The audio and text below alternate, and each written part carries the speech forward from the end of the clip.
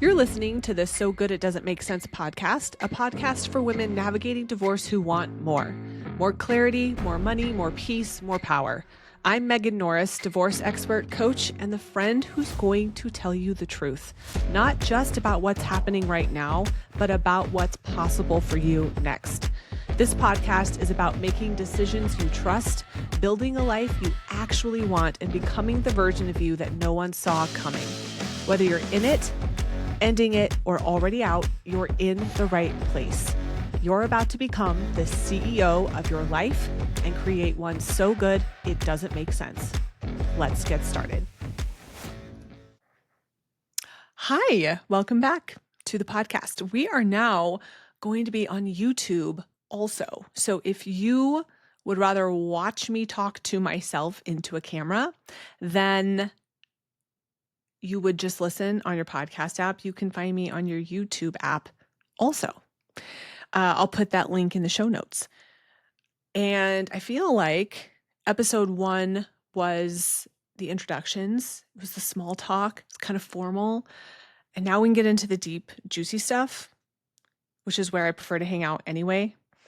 And I really want the tone of this to be more conversational and chill. It is not going to be highly produced. I want it to feel as if you are coming to listen to your divorce best friend who's a few steps ahead of you, speak truth, have your back no matter what, but also not let you get in your own way. That's the vibe, okay? So today, I want to talk to you about getting what you want. There is some confusion based on how we're conditioned, based on our survival mechanism in our brains as humans about how to get what you want. Most people, me included, it used to be this way because I didn't understand. I didn't know what I didn't know.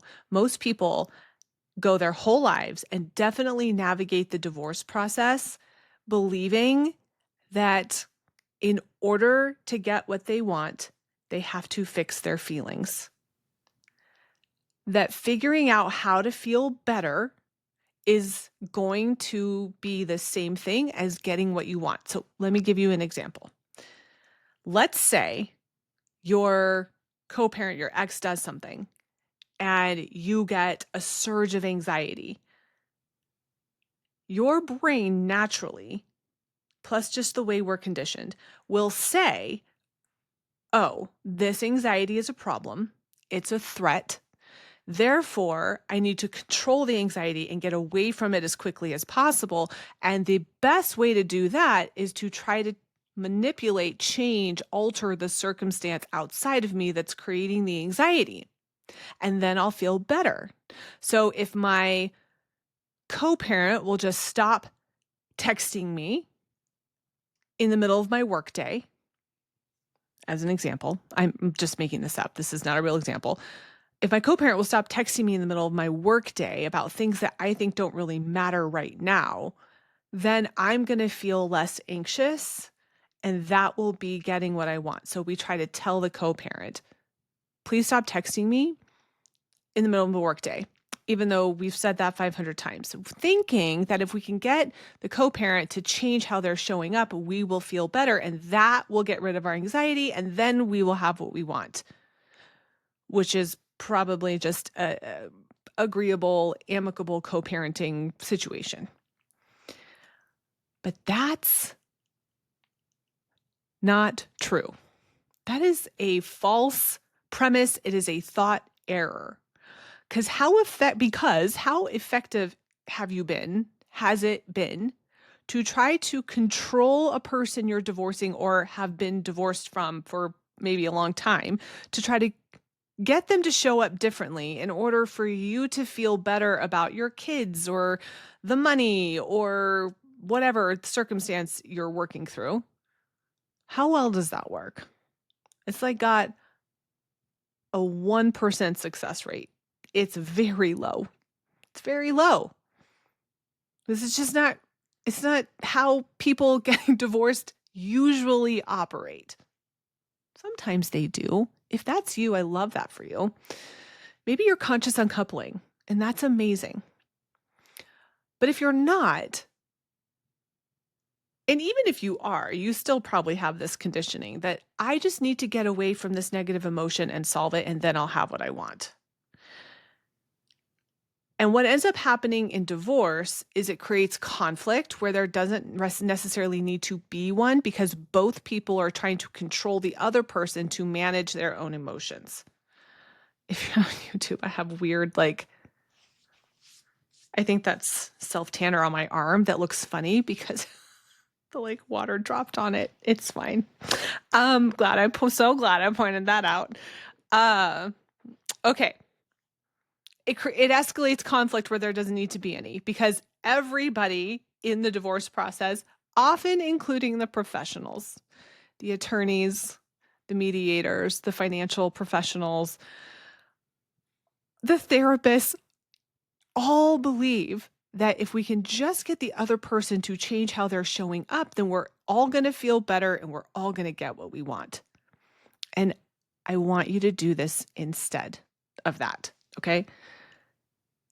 The solution is to stop trying to fix how you feel by controlling external circumstances, because that is a real losing battle in divorce and almost across the board, the most dysregulating thing for my clients, because you've come to the point of getting divorced by managing external circumstances in your life in order to manage your own emotional well-being. That's why you're so tired. You're overfunctioning, you're overthinking, you're doing all the things, trying to keep all the plates spinning so that you can feel okay, knowing that everyone else is okay. And then when you get divorced, suddenly that doesn't work anymore. And it's actually such a blessing that it doesn't, because you are really capping the amount of joy and peace and exceptional experiences that you can let into your life when you have to manage all of the circumstances outside of you in order for you to believe that you're going to be okay. So it's a good thing that this is happening, but it's often very discombobulating initially. So instead of trying to control the process, the people, the things outside of you in order for you to feel okay, because that does not equal getting what you want. It just doesn't. You have to learn how to feel your feelings, feel anxious, feel whatever, angry, sad, be in agony, separate from your desire to proceed a certain way or to create a certain result. That was very pie in the sky, kind of vague, but we're going to give you some examples. So, for example, I'm going to use my business because it's neutral. It's mostly neutral. It's just me. I could have set out after my divorce feeling really scared, scarce, and anxious about money. And sometimes I did. I was making $0 and I didn't have any clients in my business. I wasn't even a divorce coach yet. I wasn't in the divorce space. And most people would think, I am so worried about money. I'm so anxious. I need to go create a client so that I can feel safe and secure and abundant and peaceful. But you cannot create abundance from scarcity. I might have signed a client, but I would not have invited abundance in, because you will only attract what matches the frequency you're putting out. So if I'm showing up after my divorce, freaked out, scared, and letting that energy drive my decisions about what I'm going to do and how I'm going to make money, I'm capping the amount of money I can make and slowing it down and making it harder and running the risk that I might not make any. Because that's where my energetic calibration was set to 0 when I got divorced. So that doesn't mean that I just became a robot and didn't feel scared or terrified sometimes, or worried or scarce about money. But I separated out that survival response, that emotion, and I did not make my business responsible for making me feel better. I did not put that responsibility onto my first client. I will never forget the first 2 clients I signed. The first one was Megan. The second one was Jen. And they changed my life. They changed my life when they said yes. But I knew, because I was a coach, that I didn't want to make those 2 women, I didn't know who they would be at the time, responsible for how I felt in my business. I didn't want to put that burden on my business that was new. She was like a baby. She wasn't even walking yet. I don't want to make her responsible for how I feel. So I separated out the fear and the anxiety and decided intentionally how I was going to show up in my business based on what I wanted to create. Instead of trying to fix those emotions, I let them be and got very intentional about where I put my focus and my energy on the result that I wanted to create. This is the same thing that you can do in your divorce. I think I'm still a little nervous about this podcast, so I feel like I'm not being super clear. But I don't know if that's just my nerves or if it's actually true. Just being transparent with you, it's fine. We'll find a rhythm. Let's talk about how this might show up in your divorce. You feel anxious. Again, let me give you another example. You feel anxious. You want your ex to manage your anxiety? Get out of town. If I asked you point blank, hey, what if we put your ex in charge of your anxiety? Does that sound like a good idea? You'd be like, what? No, that does not sound like a good idea. Right. Because it's not. Because they can't manage it. Other humans can never manage how you feel. Spoiler alert, you also can't manage other people's emotions. But that's really what you're asking them to do. Hey, could you change the way you're showing up? Because I feel like I'm a hot mess and I'm going to feel better if you'll show up differently. And then that will equal getting what I want. And then what ends up happening is somebody else is deciding what it is you get. Because you're so focused on just trying to escape the feeling that someone else is making some really powerful decisions about what actual decisions are being made. And you're not making clear, powerful decisions based on vision and desire. You're reacting to how you feel in the moment. And wanting somebody outside of you to change so that you can feel better, thinking it's the same thing as you saying, I want X, Y, and Z, and making a decision to head in that direction. Now, guess what this means? It means that getting what you want often doesn't feel great. Getting what you want is often uncomfortable. Taking action towards what you want and advocating for it is often uncomfortable. If you use my business as an example, putting myself out there one day, just waking up and being like, yo, I'm a divorce coach. And nobody even knew I was divorced because it happened so fast and we were so quiet about it. And everyone was like, wait, what? What's happening here? Are you divorced? Like, that wasn't comfortable. But I wasn't interested in comforting my emotions anymore. I was interested in getting what I wanted.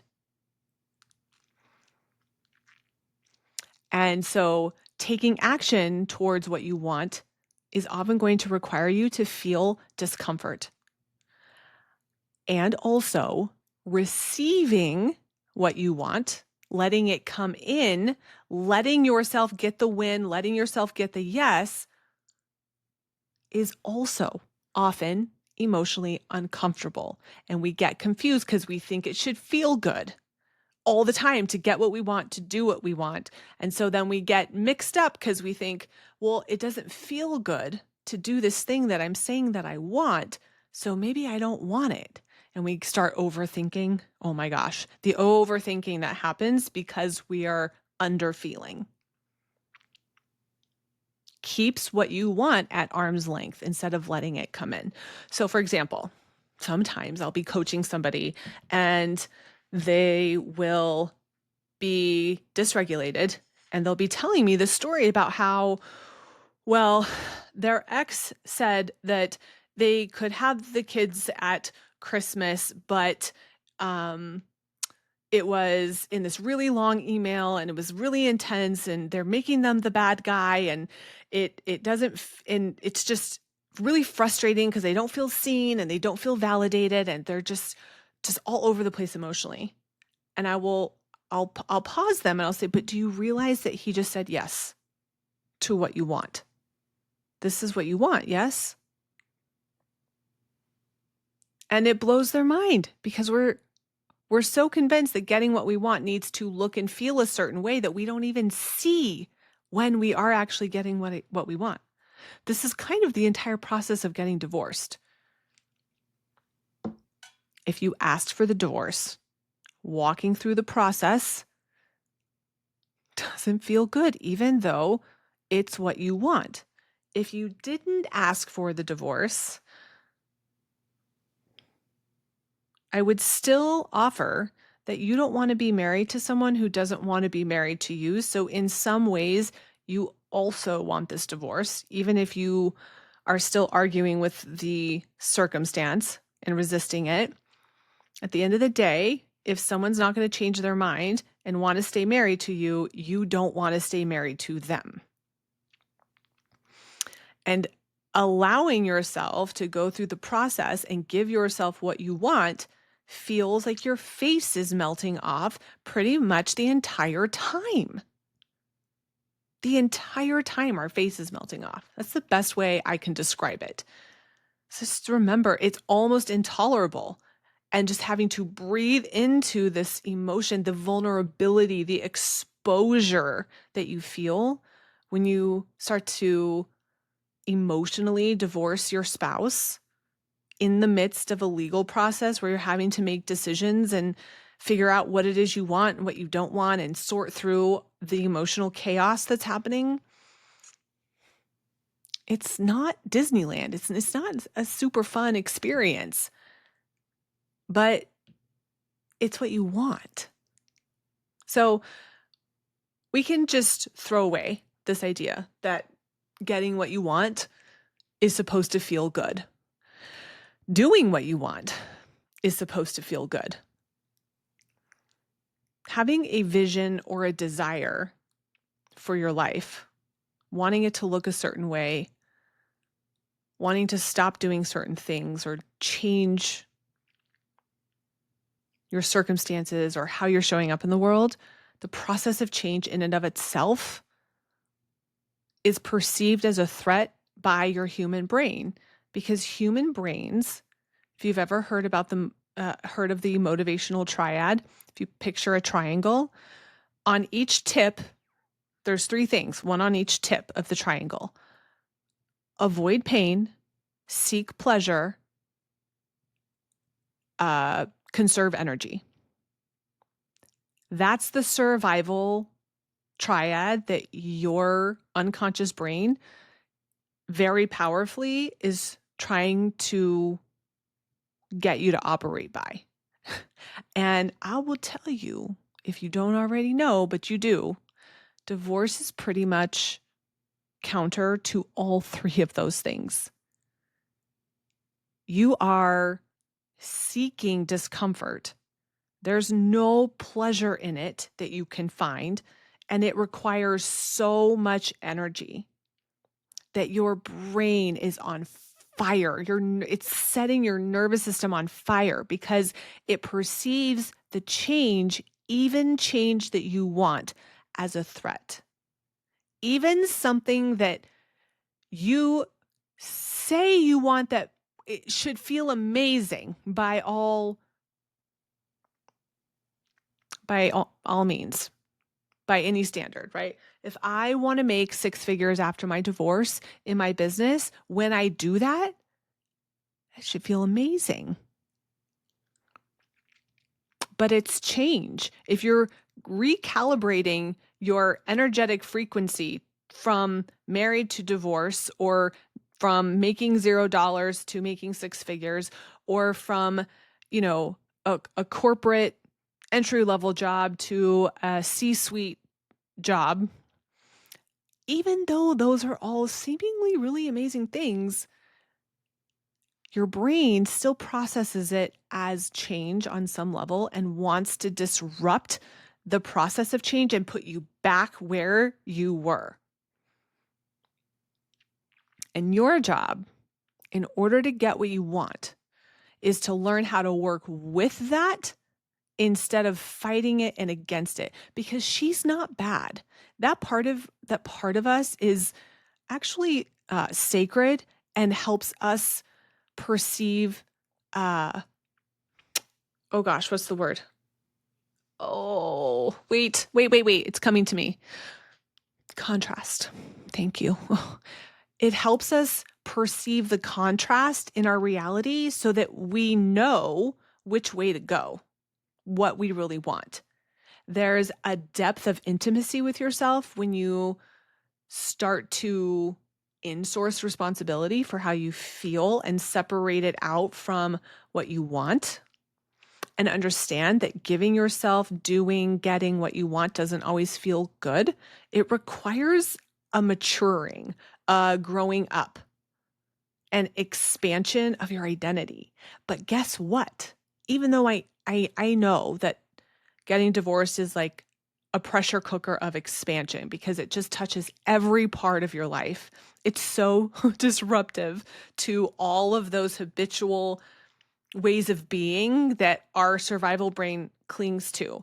But because it's so intense, it's basically a portal of transformation. You can up level your life bigger, faster, better in the ways that are important to you because of what you're going through, not in spite of it. So we don't want to fight against it, hate it, roll our eyes at it, be frustrated with it. We want to learn to appreciate it and work with it, because it is a very important, sacred part of you.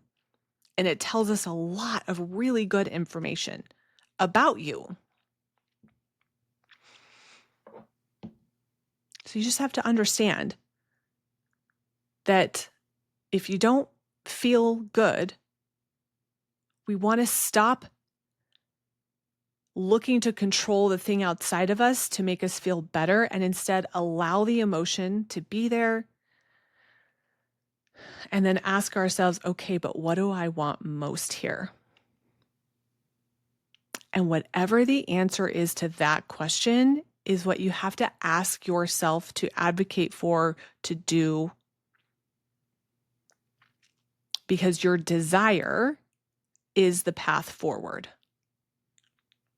Always, 100% of the time. And it is not wrong to want what you want.